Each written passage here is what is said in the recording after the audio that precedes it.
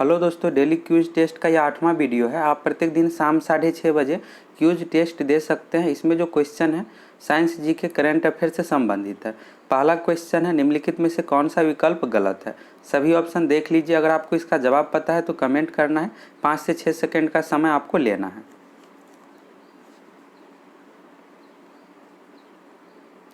इसमें आपको बताना है कि कौन सा ऑप्शन गलत है। फर्स्ट में दिया हुआ राज्यपाल अपना त्यागपत्र राष्ट्रपति को सौंपता है, तो बिल्कुल सही है। राज्यपाल की नियुक्ति राष्ट्रपति द्वारा की जाती, यह भी सही है। 30 वर्ष आयु के व्यक्ति राज्यपाल बन सकता है, तो यह गलत है। राज्यपाल के लिए जो न्यूनतम उम्र का कंडीशन है 35 वर्ष। राष्ट्रपति, उपराष्ट्रपति एवं राज्यपाल के लिए न्यूनतम उम्र का कंडीशन है 35 वर्ष। अधिकतम उम्र की कोई भी सीमा नहीं है। अगला दिया हुआ है, राष्ट्रपति के प्रसाद पर्यंत राज्यपाल अपने पद पर बने रह सकते हैं, यह भी बिल्कुल सही है। राष्ट्रपति अपने इच्छा अनुसार कभी भी उसे पद से हटा सकता है। सही आंसर जो हो जाएगा इसका सी ऑप्शन, 30 वर्ष आयु के व्यक्ति राज्यपाल बन सकता है, यह गलत दिया हुआ है, 35 वर्ष होना चाहिए। अगला क्वेश्चन है, भारत के संविधान का कौन सा भाग नागरिकता से संबंधित है। भारत के संविधान का जो भाग संबंधित है नागरिकता से, भाग दो के अंतर्गत अनुच्छेद 5 से लेकर 11 तक नागरिकता का वर्णन है, तो सही आंसर हो जाएगा भाग 2। अब अगला क्वेश्चन है, लावा मैग्मा के ठंडा होने से बनने वाले चट्टानों को क्या कहा जाता है। लावा मैग्मा के ठंडा होने से बनने वाले चट्टाने को जो कहा जाता है, सही आंसर हो जाएगा ए ऑप्शन, आग्नेय चट्टान।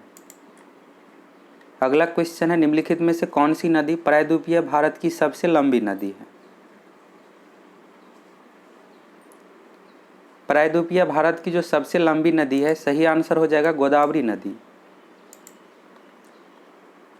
अगला क्वेश्चन है, निम्नलिखित में से कौन सा विटामिन पानी में घुलनशील है। पानी में घुलनशील जो विटामिन है, जल में घुलनशील विटामिन है बी एवं सी, तो सही आंसर हो जाएगा A option, vitamin C.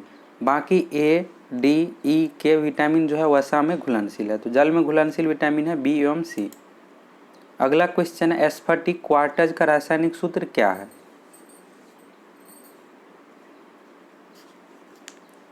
Quartz का जो रासायनिक सूत्र है, सही आंसर हो जाएगा डी ऑप्शन, SiO2। अगला क्वेश्चन है, वह रक्त वाहिका जो रक्त को हृदय से शरीर के विभिन्न भागों में ले जाती है उसे कहते हैं।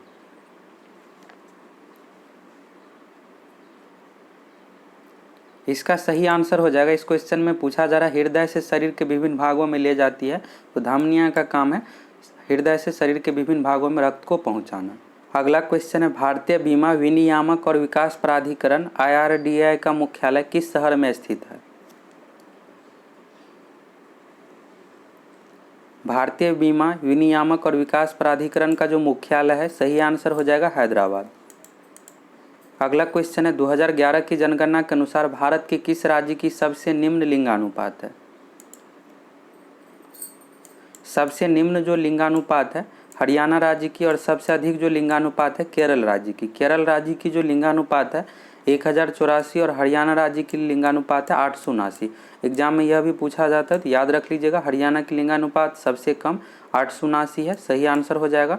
केरल का 1084 सबसे अधिक है। दूसरे नंबर पर सबसे अधिक में है तमिलनाडु राज्य। अगला क्वेश्चन है, चंद्रमा पर किसी वस्तु का भार पृथ्वी पर उसके भार के बराबर है। भार जो निर्भर करता है जी के मान पर, और जी यानी गुरुत्वीय त्वरण के मान पर निर्भर करता है। तो चंद्रमा पर जी का मान जो होता है पृथ्वी पर के जी का मान का 1/6 होता है, तो भार भी हो जाएगा 1/6 यानी छठा भाग हो जाएगा। सही आंसर होगा 1/6 भाग के बराबर होता है। अगला क्वेश्चन है, निम्नलिखित में से कौन सा फूल का नर हिस्सा होता है। फूल का जो नर हिस्सा होता है पुंकेसर होता है। पुंकेसर ऑप्शन में नहीं है, पुंकेसर या फिर पुष्पकेसर, तो सही आंसर हो जाएगा डी ऑप्शन, पुष्पकेसर। अगला क्वेश्चन है, द्वीप देश फिजी किस महासागर में स्थित है। फिजी जो है एक द्वीप देश है और यह जो स्थित है दक्षिण प्रशांत महासागर में। सही आंसर हो जाएगा दक्षिण प्रशांत महासागर। और फिजी देश का राजधानी याद रखिएगा, एग्जाम में पूछा जाता है। फिजी देश की जो राजधानी है सुवा है। अगला क्वेश्चन है, तीसरी शताब्दी में वाकाटक वंश का संस्थापक कौन था। तीसरी शताब्दी में जो वाकाटक वंश का संस्थापक था, सही आंसर हो जाएगा डी ऑप्शन विंध्याशक्ति। अगला क्वेश्चन है, उस सिख गुरु का नाम बताइए जिन्होंने पंजाबी भाषा लिखने के लिए गुरुमुखी लिपि विकसित की थी।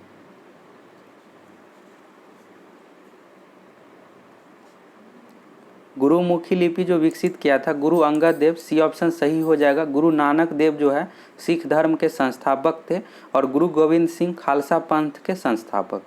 सही आंसर हो जाएगा गुरु अंगद। अगला क्वेश्चन है, चुंबकीय क्षेत्र की माप की इकाई क्या है।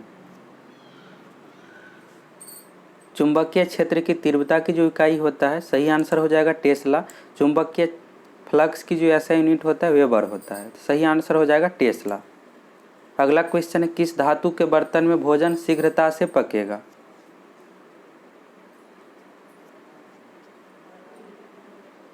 विद्युत एवं ऊष्मा का जो सर्वाधिक चालक होता है चांदी होता है, तो इसका आंसर हो जाएगा चांदी। दूसरे स्थान पर होता है तांबा, तो अगर चांदी ऑप्शन में नहीं रहता तो तांबा होता। तो किस धातु के बर्तन में भोजन शीघ्रता से पकेगा, तो ऊष्मा का जो सर्वाधिक चालक होता है चांदी, तो चांदी इसका आंसर हो जाएगा। अगला क्वेश्चन है, प्रकृति में सबसे मजबूत बल निम्नलिखित में से कौन सा है। प्रकृति में जो सबसे मजबूत बल है, सही आंसर हो जाएगा नाभिकीय बल। यह सबसे मजबूत बल है। अगला क्वेश्चन है, भारतीय रिजर्व बैंक का मुख्यालय कहाँ है। भारतीय रिजर्व बैंक का जो मुख्यालय है, सही आंसर हो जाएगा मुंबई। अगला क्वेश्चन है, भारत की राष्ट्रीय आय में किस क्षेत्र का योगदान सर्वाधिक है। भारत की राष्ट्रीय आय में जो सर्वाधिक योगदान है तृतीयक क्षेत्र का, और तृतीयक क्षेत्र के अंतर्गत होता है सेवा क्षेत्र। सही आंसर हो जाएगा सेवा क्षेत्र। और उससे कम है द्वितीयक क्षेत्र यानी उद्योग क्षेत्र का। सबसे कम है योगदान राष्ट्रीय आय में प्राथमिक क्षेत्र का, और कृषि जो आता है प्राथमिक क्षेत्र के अंतर्गत। सही आंसर इसका हो जाएगा तृतीयक क्षेत्र यानी सेवा क्षेत्र। अगला क्वेश्चन है, विक्रम संवत कब प्रारंभ हुआ। इस क्वेश्चन का जो सही आंसर हो जाएगा ए ऑप्शन 58 ईसा पूर्व में विक्रम संवत प्रारंभ हुआ था। और याद रखना आपको शक संवत की जो शुरुआत हुई थी 78 ईस्वी में। भारत का जो राष्ट्रीय कैलेंडर आधारित है शक संवत पर। शक संवत का जो प्रथम महीना होता है चैत्र होता है और अंतिम महीना फाल्गुन होता है। तो एग्जाम में पूछा जाता है कि भारत के राष्ट्रीय कैलेंडर का प्रथम माह क्या है, तो चैत्र है और अंतिम माह फाल्गुन होता है। याद रख लीजिएगा सभी पॉइंट। अगला क्वेश्चन है, पटना उच्च न्यायालय के मुख्य न्यायाधीश है। अभी वर्तमान समय में जो पटना उच्च न्यायालय के मुख्य न्यायाधीश है संजय करोल। ये ऑप्शन सही हो जाएगा। अभी वर्तमान समय में जो भारत में टोटल उच्च न्यायालय की संख्या 25 है। पहले जो था 24 था। 25वां उच्च न्यायालय जो बना है आंध्र प्रदेश उच्च न्यायालय। याद रख लीजिएगा नाम, संजय करोल हो जाएगा मुख्य न्यायाधीश। अगला क्वेश्चन है, ब्राजील देश की राष्ट्रपति है।